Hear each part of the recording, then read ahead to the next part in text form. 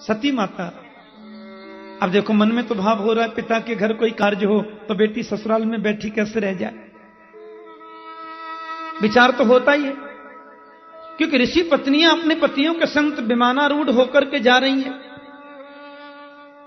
तो सती ने आकर के भगवान शिव से प्रार्थना की कि प्रजापतिस्ते ससुरस्य सांप्रतम निर्यापितो यज्ञ महोत्सव किल वयं च तत्राभिसराम वामते यद्यर्थितामी विबुधा व्रजन्ति। आपके ससुर जी के घर बहुत बड़ा यज्ञ हो रहा है, सब लोग वहां जा रहे हैं, हम लोग भी चलते तो कैसा रहता। मेरे पिता के घर यज्ञ हो रहा है ऐसा नहीं कहा, आपके ससुर जी के घर यज्ञ हो रहा है ऐसा बोले, ताकि इनका संबंध दिखे। और कदाचित आप नहीं चल सकते तो मेरे को तो अनुमति दे ही दीजिए। भगवान शिव ने कहा देखो इतना बड़ा यज्ञ हो रहा है, हमको निमंत्रण भी नहीं दिया है ना।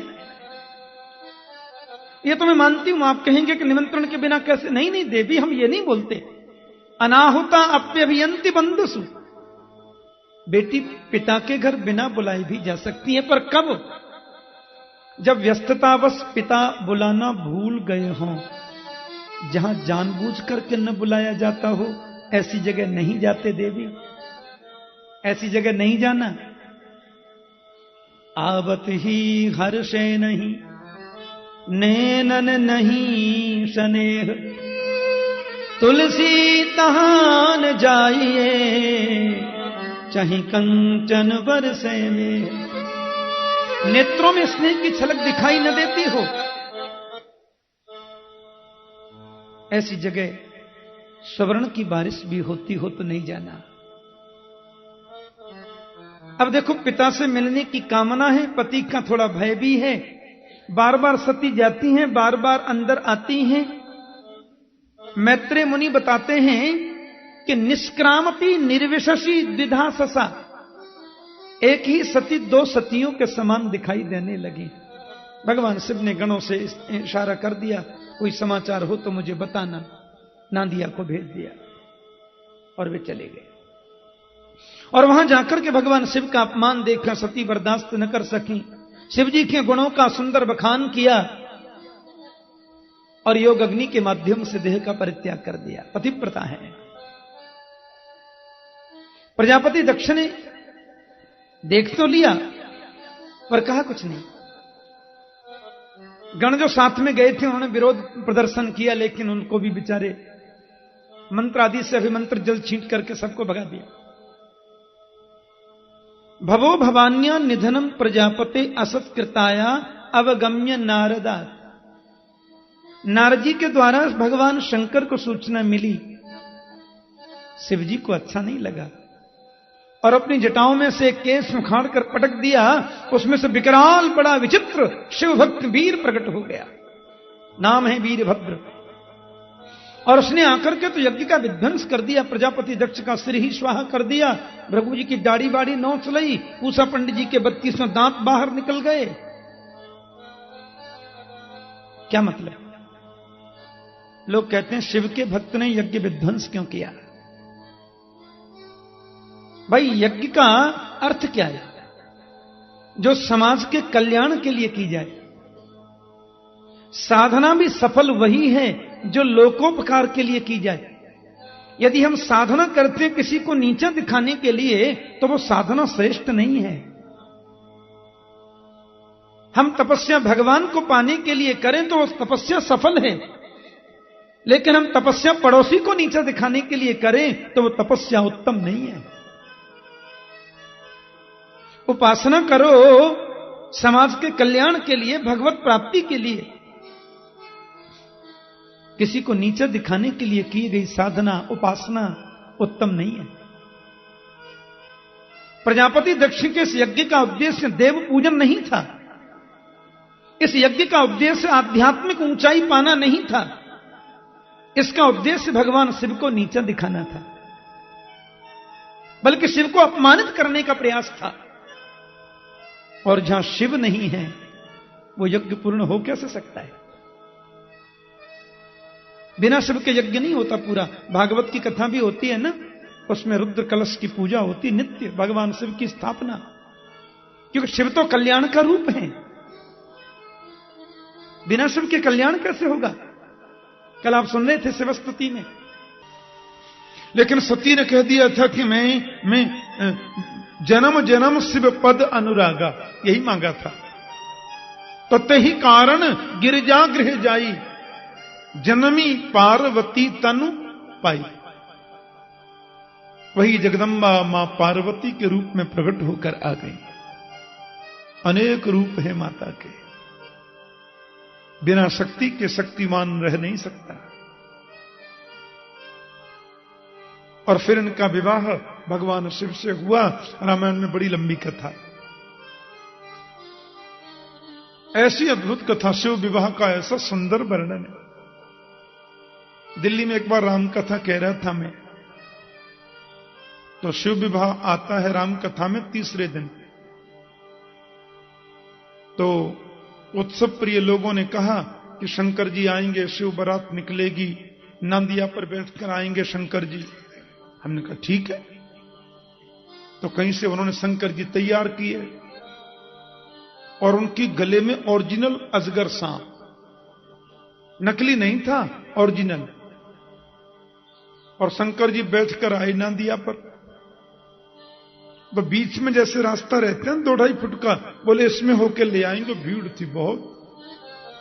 अब वो नांदिया आ रहा था, शंकर जी बैठे थे, 10-5 भूत भी बन के आए थे, सब वृक्षों की डाली वाली सिर पे बांध के। बीच तक तो आ गई थी शिव जी की बारात। अब पता नहीं किसी श्रोता ने कुछ कर दिया कि पता नहीं क्या हो गया, नांदिया उछला भीड़ में, और शिव जी नीचे और नांदिया ऊपर। बोलो जैसे। और नांदिया भागा वहां से महाराज, जनता देख के। अब भगवान शंकर तो बड़े, वो तो रामलीला में शिव जी बनते थे, वो थे बहुत एक्सपर्ट। उन्होंने देखा जनता का ध्यान बटेगा, नांदिया भागा और शिव ने तांडव शुरू कर दिया। जनता उन्हें देखती रही, पैदल ही तांडव करते करते शंकर जी बारात में आ गए। इतना कृपालु है, अपनी ही बारात और अपनी आप डमरू बजा रहे हैं। बोलो जय श्री कृष्ण। हाँ, हमें नहीं है जरूरत, हमारा तो यही बैंड बाजा है। बोलो जय श्री कृष्ण। हाँ, ऐसे करुणाशील है भगवान भोलेनाथ। अच्छा, देवताओं को लगा शंकर जी को देखकर कि भाई इनके संग हम लोग चलेंगे, अब इनके संग भूत प्रेतों की बारात है, तो जो मिलने वाला है इनके संग तो वो भी नहीं मिलेगा। तो देवता ब्रह्मा जी और सब लोग अलग अलग अपनी मंडली लेकर हो गए। शिव जी बोले ये लोग ये सोच रहे हैं कि मेरा कोई नहीं है, तो सब अलग अलग चले जा रहे हैं, पीतांबरधारी और नीलांबरधारी और रक्तांबरधारी। शिव जी ने महाराज मंत्र शक्ति का प्रयोग करके संसार के जितने स्मशान भूमि है सब जगह सूचना भिजवा दी, सब जगह वायरलेस पहुंच गया, मालिक की शादी है, सब चलो। अब तो जो आए बारात में शिव जी के लोग, किसी के 3 मुंह, किसी के पेट में मुंह, किसी की छाती पे मुंह, कोई बिना मुंह के ही चल रहा है। बोलो जय श्री कृष्ण। तो महाराज ऐसा आनंद, इतने सुंदर शिव की बारात। एक बात कहूं, दुनिया जिसको त्याग देती है उसको शंकर गले लगाता है। भक्तों को रहने के लिए राजमहल देता है और स्वयं श्मशान भूमि पर रहता है। प्रेता वासेषु घोरेषु, भूत प्रेतों के बीच में वास करते हैं। जय श्री कृष्ण।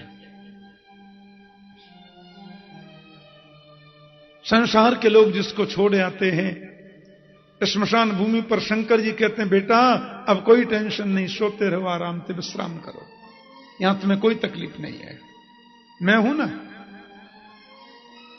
अपने रहने का ठिकाना नहीं, न दीवार है, न दरवाजा है, न मकान है। भक्तों को राजमहल देते हैं। दोनों मिल गए। शंकर है विश्वास, माता पार्वती है श्रद्धा। बिना श्रद्धा के विश्वास को भटकना पड़ता है, और बिना विश्वास के श्रद्धा को जलना पड़ता है। काम तो तभी बनता है जब श्रद्धा और विश्वास दोनों मिल जाएं। जहां श्रद्धा है, जहां विश्वास है, वहां पुरुषार्थ का जन्म होता है। भगवान भोलेनाथ के बड़े पुत्र का नाम है कार्तिकेय। ये पुरुषार्थ का प्रतीक है।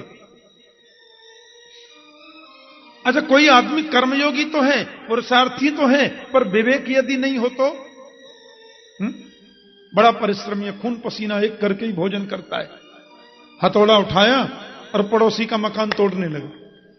ग्रेनेड अभी लगवाया था, वो दौड़ करके आई, निकल के, भैया क्या बात है? अरे श्रीमान, अरे क्यों तोड़ता है भैया? अरे दरवाजा क्यों तोड़ रहा है हमारा? ये दीवार क्यों तोड़ते हो? नहीं बनी है अभी। बोले हम परिश्रमी हैं, जब तक पसीना नहीं निकलता नाश्ता नहीं करते, समझे? हम कोई आलसी नहीं है, खून पसीना एक कर लेंगे उसके बाद ही भोजन करेंगे। तो पड़ोसी यही तो बोलेगा, फिर अपना तोड़ना, मेरा काय को तोड़ता है? बड़ा आया कर्मयोगी। तो कर्मयोगी तो कोई है, पुरुषार्थी तो है, पर विवेकी यदि नहीं है तो पुरुषार्थ काम का नहीं। इसलिए शिवजी के दूसरे पुत्र का नाम है विवेक, यानी कि गणपति। ये गणपति बुद्धि अधिष्ठाता, विवेक के प्रतीक है। अब आप ध्यान दें, जहां पर विश्वास है, जहां श्रद्धा है, जहां पुरुषार्थ है, जहां विवेक है, वहां समता है। भोलेनाथ के दरबार में विषमता नहीं है, शंकर जी के दरबार में वैषम्य नहीं है सज्जनों, यहां समता है। आहा, शिव जी के गले में है सांप और उनके बेटे का वाहन है मोर। मोर कभी सांप को देख ले तो छोड़ देगा क्या? लेकिन यहां साथ साथ में नाश्ता करते हैं, दोनों में कोई विवाद नहीं। शिव जी के गले में सांप है तो छोटे बेटा का वाहन चूहा है। बताओ, चूहा को सांप कभी देख ले तो छोड़ेगा क्या?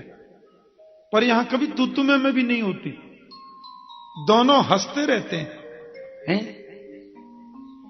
और देखो, शिवजी का वाहन है नांदिया और पत्नी का वाहन है शेर। शेर कभी नांदिया को देख ले तो छोड़ेगा क्या? पर यहां दोनों जय माता दी, कभी झगड़ा होता ही नहीं। विचित्र बात यह है कि शिवजी के गले में है विष और माथे पर है अमृत। अमृत माने चंद्रमा से निकलता है ना अमृत, माथे पर चंद्रमा और गले में विष, दोनों साथ में है। श्रद्धा है जहां, विश्वास है, पुरुषार्थ और विवेक है, वहां विषमता नहीं है, वहां क्षमता होती है। इसलिए याभ्याम बिना न पश्यन्ति सिद्धाः स्वान्तस्तमीश्वरम। भगवान शिव की कृपा के बिना बड़े बड़े सिद्ध लोग भी स्वांतस्थ ईश्वर को देख नहीं सकते। इसलिए शिव की कृपा का अनुभव करो, माता की कृपा का अनुभव करो, तो जीवन में परम सुख मिलेगा, परम आनंद मिलेगा। मैं निवेदन कर रहा था कि आकुति, देवहूति, प्रसूति, श्वाम्भ, मनु की जो 3 पुत्रियां हैं, तीनों पुत्रियों के वंश की कथा कही,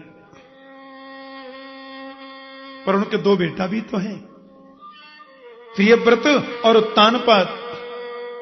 कि प्रियव्रतोत्तानपादौ शतरूपापते सुतौ वासुदेवस्य कलया रक्षायाम जगत स्थितौ।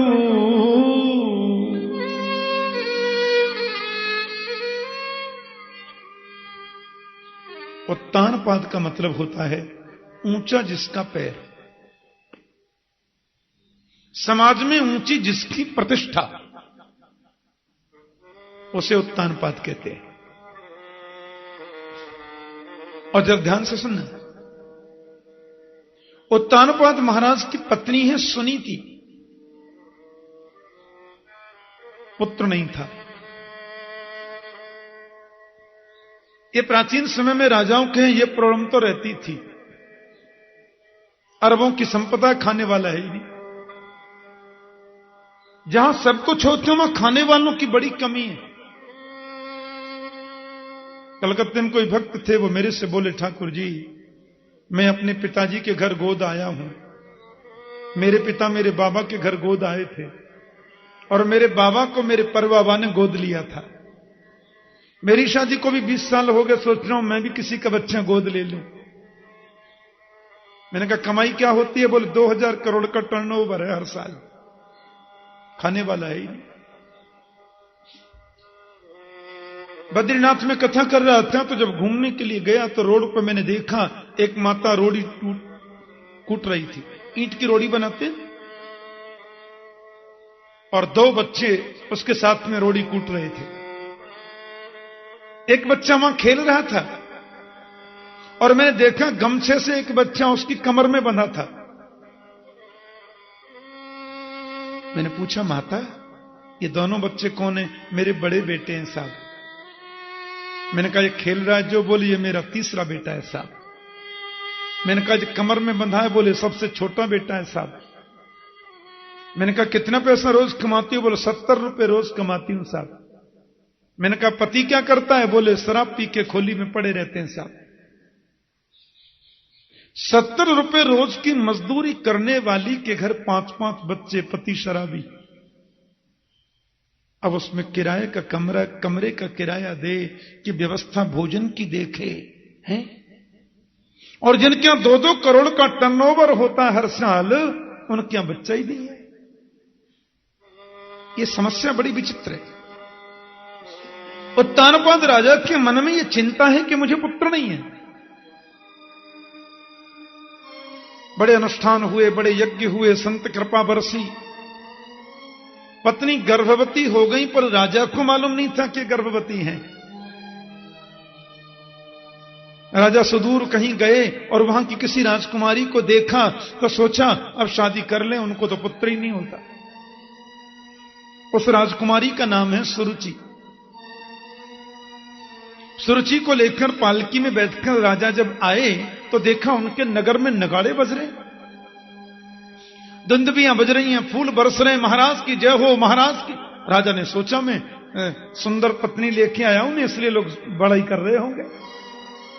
राजा बड़े खुश हुए, पालकी का पर्दा हटा के पूछा इतनी खुशियां क्यों मना रहे हो? बोले महाराज आप पिता बनने वाले हैं, बड़ी महारानी जी पुत्रवती होने वाली है, हमें दरबार से सूचना मिली है।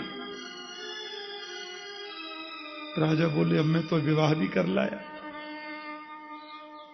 और महल में जब प्रवेश किया सुरुचि को लेकर, सुरुचि बोली ये कौन है? राजा बोले बड़ी पत्नी है। बोले ये रहेंगी तो मैं नहीं रह सकती, अब या तो मुझे रखो या इनको रखो, देखो। अब राजा उस गोरी चमड़ी के प्रति इतने आकृष्ट हो रहे थे, बड़ी पत्नी का तो परित्याग कर दिया। बड़े लोगों का हर काम जरा मर्यादा में होता है, महल बहल बना के दे दिया होगा छोटा मोटा, इधर ही रहो। और उन्होंने परम सुंदर पुत्र को जन्म दिया जिसका नाम ध्रुव रखा संतों ने। ऐसा निर्मल जीवन, ऐसा ये पवित्र आत्मा जीव। एक बात कहूं, आप चाहते हैं कि बच्चे संस्कारी बने तो उनको दिखा दिखा करके धर्म करो, बच्चों को दिखाकर भगवान की पूजा करो, बच्चों को दिखाकर के संतों को प्रणाम करो। जो वह देखेंगे वो जरूर जीवन में करेंगे। बच्चे के जीवन में आप देखना जो चाहते हैं वो अपने जीवन में करना शुरू कर दो, कार्बन कॉपी के समान बच्चे के चरित्र में दिखाई देगा। यह वैचित्र है।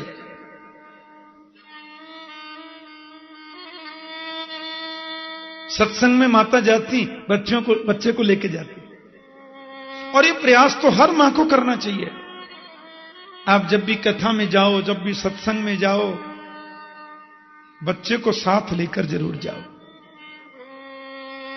क्योंकि राष्ट्र का सर्वविनाश करने का सबसे बड़ा श्रेय कॉन्वेंट स्कूलों को जाता है।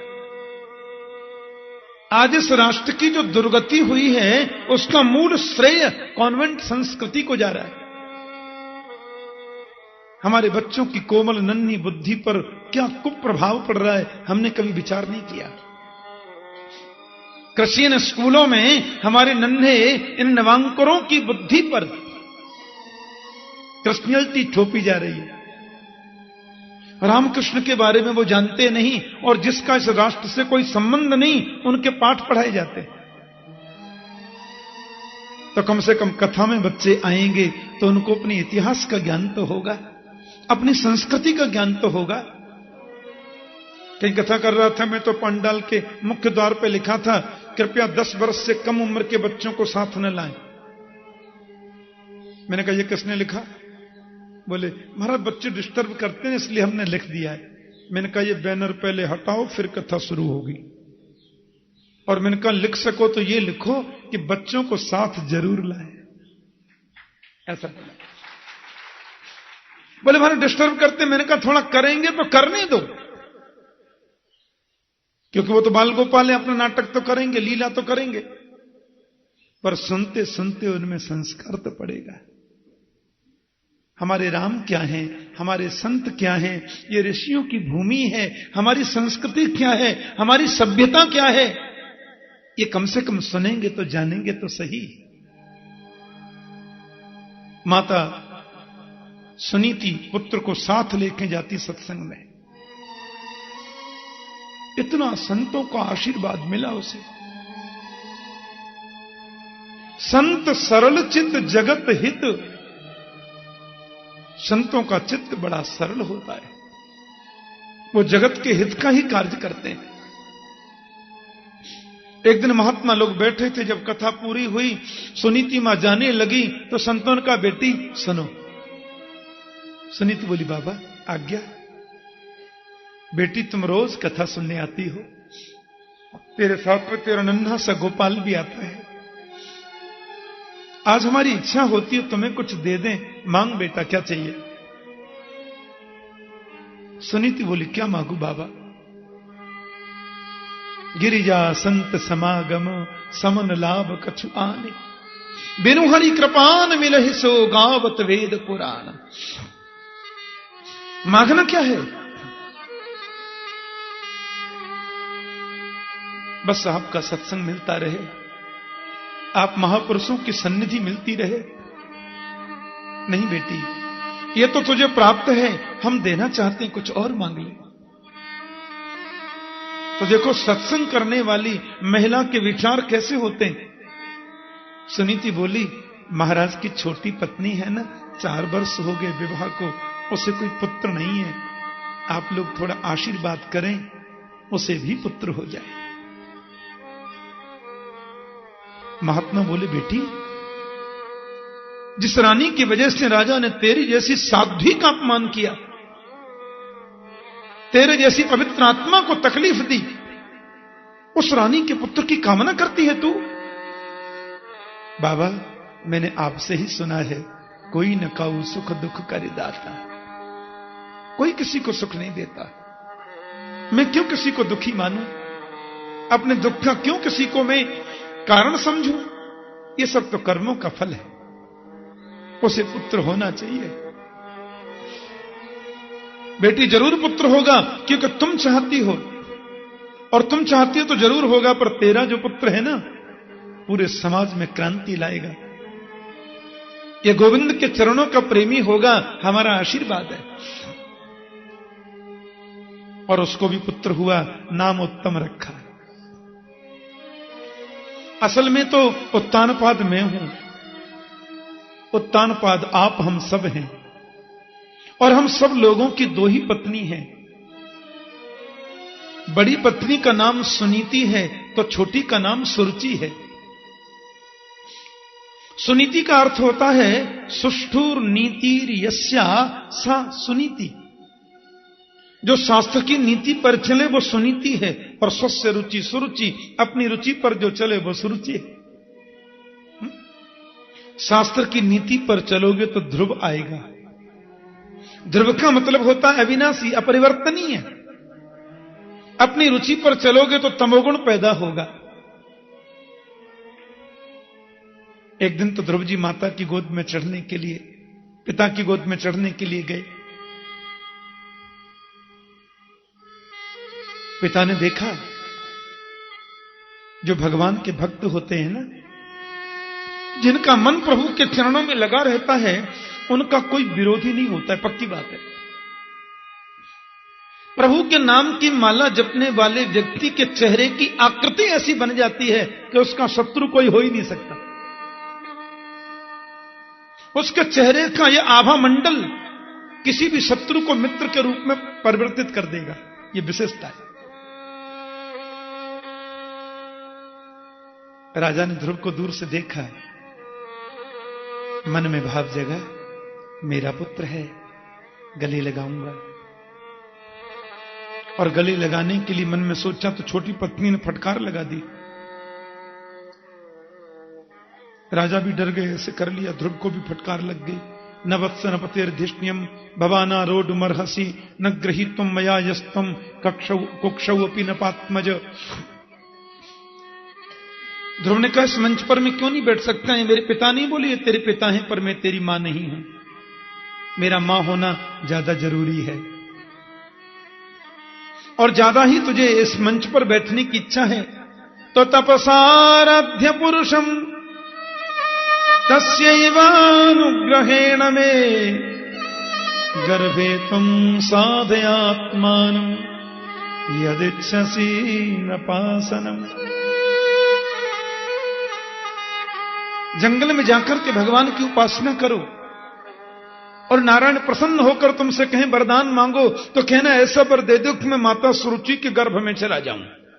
भगवान की कृपा से मेरे गर्भ में आएगा, गर्भ से जन्म लेगा, उसके बाद इस गद्दी पर बैठेगा, पहले नहीं। सुखदेव जी कहते हैं, राजन मुझे ऐसा लगता है कि सुरुचि ने अपने गर्भ को भगवान से भी ऊंचा मान लिया। साधन के द्वारा साध्य की प्राप्ति होती है, साधन से साध्य मिलता है। साधन श्रेष्ठ नहीं, साध्य ही परम लक्ष्य है। ध्यान देना, आपको बंबई से वृंदावन आना है, आप अगस्त क्रांति में बैठ गए और सवेरे मथुरा पहुंच गए, वृंदावन आ गए,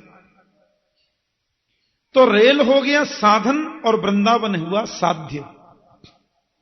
साधन के द्वारा साध्य की प्राप्ति हुई, लेकिन साध्य की प्राप्ति हो जाने के बाद में फिर साधन का चिंतन जरूरी नहीं है। मैं रेल में 3 टायर में आया कि एसी में आया कि फर्स्ट में आया कि ऊपर लटक के आया कि कहां बैठ के आया, अब ये सोचना जरूरी नहीं है। वृंदावन आ गए, कात्यायनी मंदिर में पहुंच गए, माता के चरणों में बैठ गए, अब ये सोचना जरूरी नहीं है कि रेल में गर्मी कितनी लगी थी कि ठंडी कितनी लगी थी। अरे होना था, हो गया हो गया, अब तो आ गए ना। ध्यान देना, तो सुरुचि ने भगवान को बना लिया साधन और अपने गर्भ को बना दिया साध्य। तो गर्भ नंबर 1 पे आ गया कि नहीं, और भगवान नंबर 2 पे चले गए। भगवान के द्वारा तो मुझे प्राप्त करेगा, अपने आप को इतना उच्च स्थान दिया।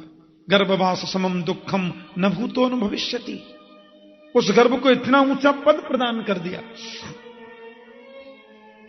ध्रुव जी तो रोने लगे, पता चल गया सुनीति मैया को, उन्होंने भी दौड़ करके ध्रुव को कंठ से लगाया। ध्रुव ने बहुत कुछ कह दिया, बच्चा है, बाला नाम रोदनम बनम, रोते भी जा रहे हैं, गुस्सा भी आ रही है, ग्लानी भी है। मैया ने तो बहुत अच्छी बात कही कि मां मंगलम तात परे सुमंस्थाम भुंक्ते जनो यत् पर दुःखदस्तत् सत्यम सुरुच्याभिहितं भवान में यद् दुर्भगाया उदरे गृहीता। किसी भी प्राणी के अमंगल की भावना मन में आवे ही क्यों, यह सत्संग प्रिय माता का उपदेश है। दुनिया में जो कुछ भी पाते हैं लोग अपने कर्मों से पाते हैं, फिर किसी के भी प्रति रोष और द्वेष क्यों? तुम्हारी इच्छा थी पिता की गोद में बैठने की, और सुरुचि ने तुमको रास्ता बता दिया परम पिता की गोद में बैठने का, तो सुरुचि तुम्हारी शत्रु है कि मित्र है? तू तो इस पिता की गोद में बैठने को तड़प रहा था, सुरुचि ने तो पिता के पिता के पिता के परम पिता की गोद में बैठने को बोल दिया। और मेरे लिए इससे बड़ा सद्भाग्य कोई हो सकता नहीं, मुझे ऐसा लगता है।